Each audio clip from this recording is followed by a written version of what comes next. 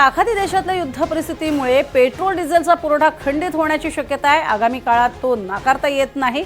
युद्धाचा परिणाम कच्च्या तेलाच्या पुरवठ्यावरती होऊ शकतो आणि त्यामुळेच स्थानिक पातळीवरती पेट्रोल डिझेलची टंचाई निर्माण होण्याची शक्यता नाकारता येत नाही। त्या अनुषंगाने छत्रपती संभाजीनगरच्या जिल्हा पुरवठा अधिकारी प्रवीण फुलारी यांनी आपत्कालीन परिस्थितीसाठी पेट्रोल डिझेलचा साठा राखीव ठेवा असे आदेश सर्व इंधन विक्री कंपन्यांना दिलेले आहेत। मात्र सध्या राज्यात कोणतीही इंधन टंचाई नसल्याचं मुख्यमंत्री देवेंद्र फडणवीस यांनी स्पष्ट केले।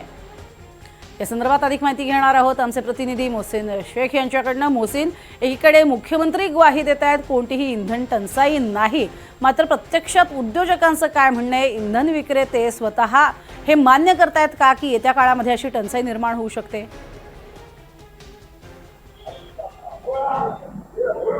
नक्कीच तोच कागद माझ्या हातात आहे जो जिल्हा पुरवठा अधिकाऱ्यांनी काढलेला आहे आणि सगळ्या पेट्रोल पंप चालकांना तो त्यांनी पाठवलेला आहे। मुख्यमंत्री जरी म्हणत असले की राज्यात तुटवडा नाहीये, मात्र परिस्थिती ही जी आहे स्थानिक प्रशासनाने जी पत्र काढले त्यानुसार त्यांनी एक ओळ अत्यंत महत्त्वाची लिहिली की युद्धजन्य परिस्थितीमुळे पेट्रोलियम पदार्थांचा पुरवठा साखळी खंडित होण्याची शक्यता स्थिती उद्भवलेली आहे आणि त्यामुळेच पेट्रोल डिझेलचा जो साठा आहे, जो अत्यावश्यक सेवेमध्ये अत्यावश्यकसाठी जो लागतो तो राखीव ठेवावा अशा स्पष्ट सूचना ज्या आहेत त्या देण्यात आल्या आहेत। त्यामुळे एकंदरीत पेट्रोल डिझेलची टंचाई आता कुठेतरी निर्माण होण्याची शक्यता ही प्रशासनाला वाटते आणि त्यानुसार आता पावलं उचलायला सुरुवात झालेली आपल्याला पाहायला मिळतात आणि संभाजीनगरमध्ये हे पत्र काढण्यात।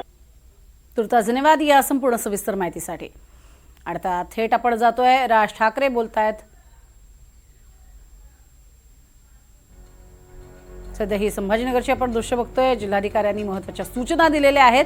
मुख्यमंत्र्यांनी एकीकडे स्पष्ट केलेलं आहे की इंधन तुटवडा नाहीये, मात्र तरीही ही भीती व्यक्त केली जाते कारण युद्धजन्य परिस्थितीमुळे हा इंधन तुटवडा होऊ शकतो।